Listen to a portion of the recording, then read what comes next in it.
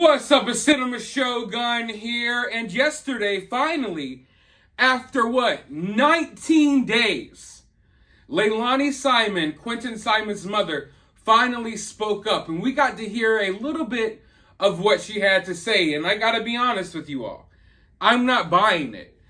I'm not even close to buying it. Buying it is all the way over here, and I'm all the way over there somewhere sipping sweet teas on a beach.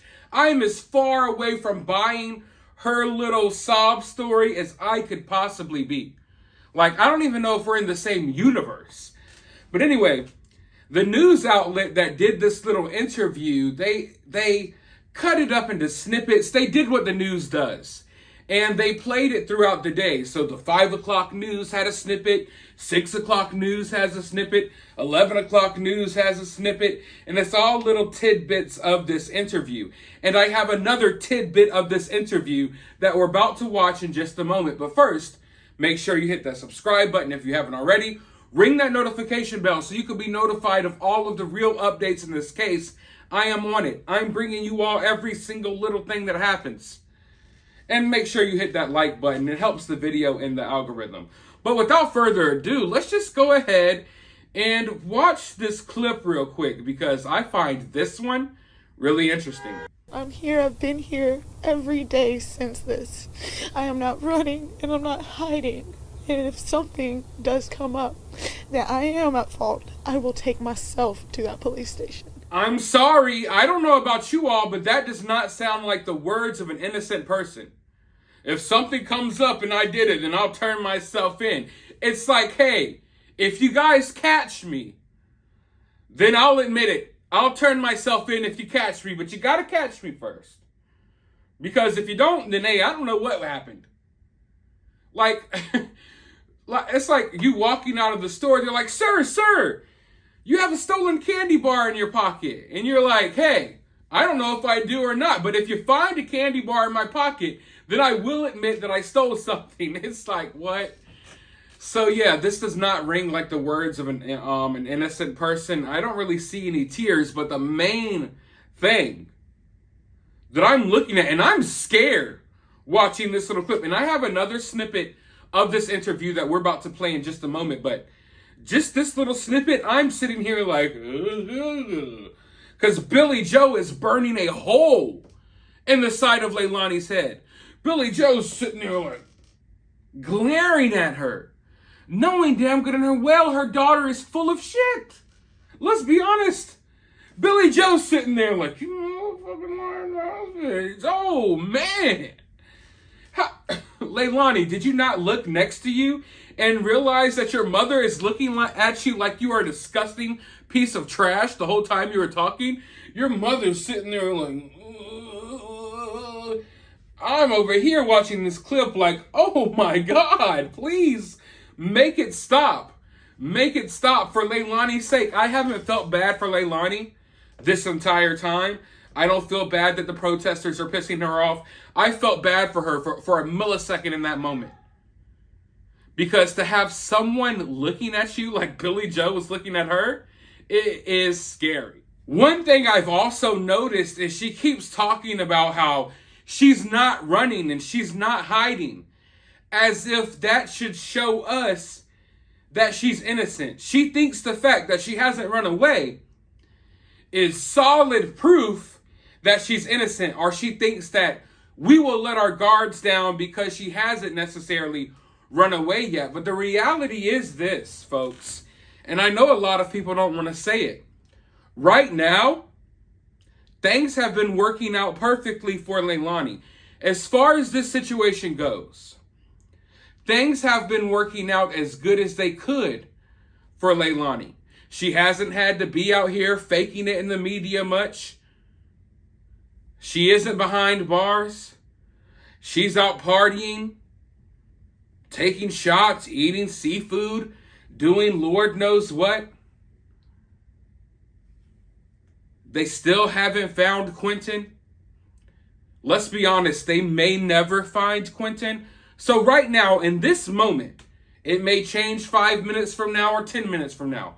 But right now, in this moment, everything is working out almost as good as it possibly could for Leilani. So this, I'm not running, I'm not hiding. There's no need to run or hide. Because if Leilani did run or hide, she would make herself look even more guilty. And at this very moment, it's looking like there is, if you want me to be honest with you, I say there's like a 30-70. There's like a 30% chance that she walks away scot-free from this. But let's go ahead and see what else she has to say. Every day that goes by is less tears and more anger, not knowing what's happening. If that's even understandable. You wake up every day angry, hoping that you're going to get a phone call, and that phone call just doesn't come. You're angry? Is it turning to anger because you're mad that Quinton is gone? Or is it turning to anger because people are in front of your house yelling at you 24/7? Is it turning to anger because you're going on YouTube and you see people's videos pointing out that everyone believes you did it? I don't believe for 1 second that the anger is coming from not knowing where Quinton is. The anger is coming from everyone's reaction to this case, which is why they are speaking up now. They could have spoke up, or at least Leilani, she could have spoke up 2 weeks ago, 3 weeks ago. The moment Quinton went missing, she could have been in front of TV cameras, but she didn't. She waited until she got harassed, and she's tired of hearing people scream outside of her house. And now, I'm angry. Every day it goes from tears to anger. No, yeah, it goes from tears to anger because you're pissed off about what people are saying about you. And you're pissed off that people are outside of your house going crazy and causing mayhem. And then she's like, we're waiting on a phone call? A phone call from who? Do you think Quinton's going to call you? Hey, Mom, yeah, I walked off and here I am now. No, you know what you did to Quinton. You're waiting on a phone call from the police department or detectives to let you know, hey, we're coming to get your ass. Of course, they probably wouldn't call, but maybe she's waiting on a phone call from her dealer. Maybe that's why she's upset. Because she damn sure ain't waiting on a phone call for someone to say, hey, we got Quinton the whole time. Yep, Quinton's alive and he's okay. No, you know what you did to Quinton. Please stop BSing us. I can see it all over your face. But let's just go ahead and watch this other clip real quick. Great to come out of this, but mostly we want him not to be found in that landfill. We want him found Happy and alive. We want him back in our arms, holding us. That's what we want. We're just hoping that he's in somebody's house and they're feeding him, and they are hoping that, you know, maybe they wanted a baby or couldn't have a baby. Maybe they thought they were his savior. But it's not. That's their best hopes at this point. And there it is, folks. There it is, right there. I want you all, if you have time, rewind back a second. Rewind back 1 second. Look at Billy Joe. When Leilani's like, I'm hoping that he's alive and okay, and someone took him in their house and they're feeding him. Look at Billy Joe. That's where she really breaks down. She really breaks down because she knows there's no possibility of that. As soon as Leilani's like, we're hoping he's still alive and someone took him in because they can't have a baby and they're taking care of him and feeding him, Billy Joe has to turn the opposite direction from her daughter. And you can see the emotions flooding over her face because hearing that, it sounds so good. But she knows in her mind damn good and well that that's not even a possibility because I'm pretty sure you know what your daughter did. So that moment right there, that's the bombshell moment for me in this interview. When Leilani goes on that dumb ass tirade about, I hope someone found them and they really wanted a baby. Maybe they couldn't have a baby and they took Quinton and Emma. No, Leilani, none of us buy that. How old is this girl? Isn't she like 22 years old? I would expect something like this to maybe come out of a 14 or 15-year-old's mouth, but it goes to show the mental development. It's like these people are immature and ridiculously stupid. I guess someone who had a hard time having a baby and couldn't have a baby, they just, drove down the street and was like, hey, look at that house. There's some babies in that house. So we gonna run up in that house and we gonna snatch one of them babies, and we gonna ride off because we really want a baby. What? Leilani, please stop. Stop. You're better off just being quiet and not saying anything because you are an idiot. But she's setting this up. This whole interview, the reason they did this interview is to go ahead and set up their plan moving forward. I told you all that they were devising a plan, and we're seeing that plan go into motion. We've seen it for the last couple of days.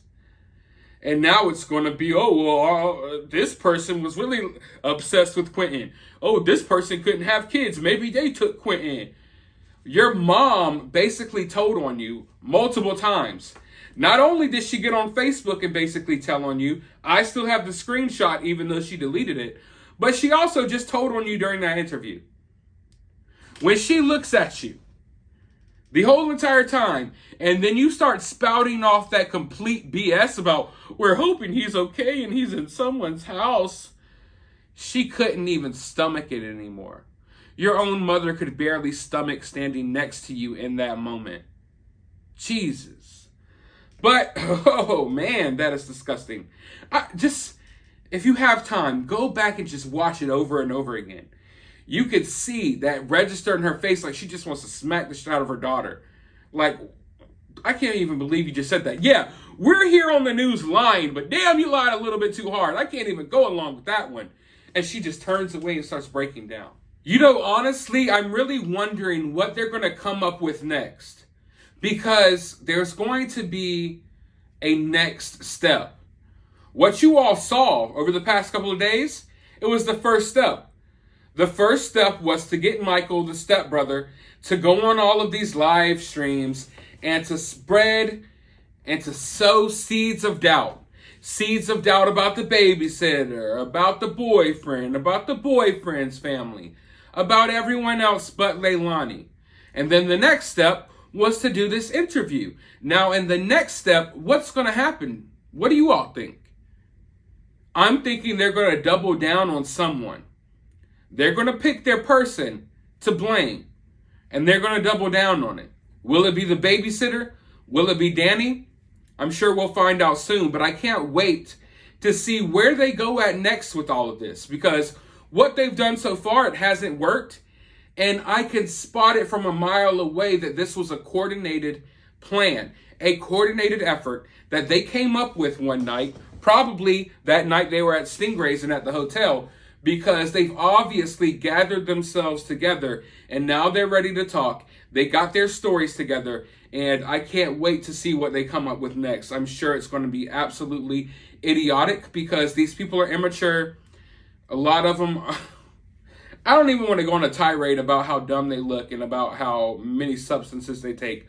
Whatever. Let me know your thoughts about all of this down in the comments below. While you're down there, hit that thumbs up button, hit that subscribe button, ring that notification bell, and I'll talk to you all in the next video.